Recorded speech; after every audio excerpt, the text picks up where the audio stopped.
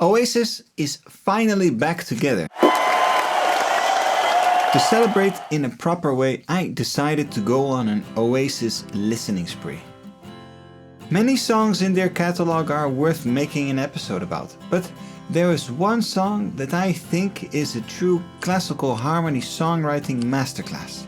And apparently this song even has a mystery chord that was a source of heavy speculation for some time.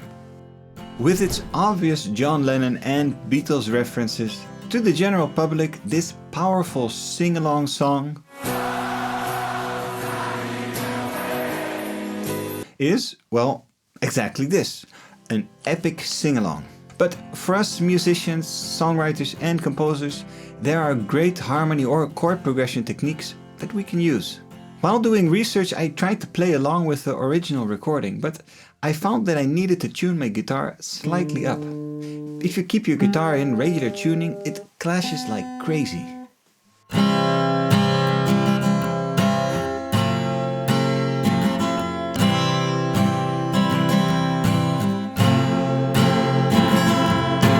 I think this is because they sped up the original recording afterwards, but I'm not completely sure why. So, if any of you knows the backstory of this, be sure to share it with us.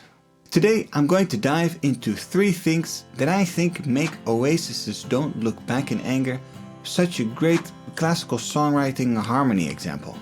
A major minor chord trick, tension chords, and the harmonic buildup of the song. So apart from the obvious John Lennon reference in the intro piano, we have another Beatles-like reference, and you can hear it during the pre-chorus. It's this great chord progression. She said the brains I had went to my head. Step outside, summertime's in bloom. What Noel Gallagher plays here is actually very simple. He goes from an F major chord to an F minor, which resolves to a C major chord. Many great songwriters have used this technique, and you can also see it in my video about the wonderful chord progression from Between the Bars by Elliott Smith.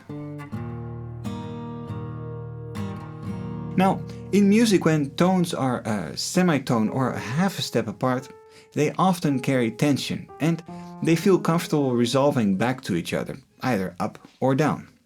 Just look at how the notes move. This F major to F minor creates a pull back towards the C major chord. We get an inner melody within the chords that is very goal-oriented, and these notes are A to A flat to G. Now what about that mystery chord? I will not act as if I personally solved or discovered this mystery chord. Others have done this already for me. But in the beginning it did take me quite a lot of listens and checking out different live versions to find out what chord they really play. Because it's very subtle. But what does this chord do and why does it sound so good? In short, it adds tension, interest and flavor. The mystery chord is an E7 in the first inversion. So instead of the E note being the lowest note, the major third G sharp is the lowest note. There are many different chord shapes possible on the guitar for this chord, but this is how Noel Gallagher plays it. Stand up beside the fireplace, take that look from off your face.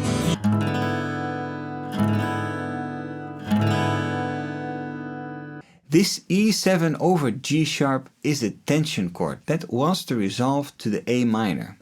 You can especially hear this in the context of Don't Look Back in Anger.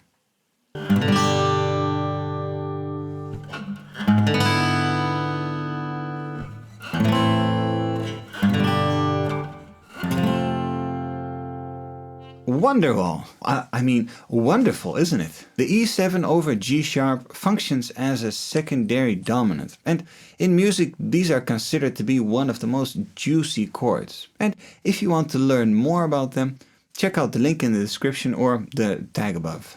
The last reason why Don't Look Back in Anger is such a perfect harmony example is how the chords and song structure work together to serve only one goal, which is to raise your hands and sing along. For this, we need to go back to the time of our ancient composer forefathers. Okay, I'll save you the history lesson. This is what's going on in a nutshell. In tonal music, when a song is in a certain key, it uses the notes and chords from a specific scale. Don't Look Back in Anger is in the key of C major, and this means that it mainly uses chords and tones from the C major scale. And the oddballs are the E major and the E7 chords. The C major chord is our tonic chord, and this is the most important chord because this is our home base. This is our resting point, and it's on the first scale degree. All the other chords lead us away from home or from our home base. Eventually, some chords lead us back home more than others, and they do so by creating tension that wants to resolve. A 1-4-5 chord progression is probably the most famous and the strongest example. And in Don't Look Back in Anger, this would be C, F, G. So the F and G chords, they create tension. Okay, thanks Mr. Music Theory Guy, but what does this have to do with Don't Look Back in Anger? The first chord progression is centered around the C major chord, which is the tonic. Then the first part of the pre-chorus with its F major to F minor figure already shifts the balance to the F, which is the fourth scale degree.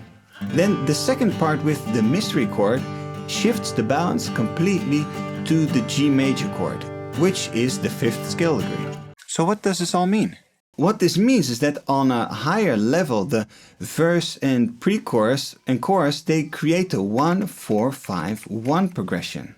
They are harmonically designed to lead back together through tension and release. Once you know these simple but essential techniques, you can start to find your own creative voice as a musician or a music writer. So if you want to learn to become and stay creative in your music, sign up for my music live streams called Today, Tomorrow, Everyday Creative. Stay inspired, stay creative, and for now, see you next time.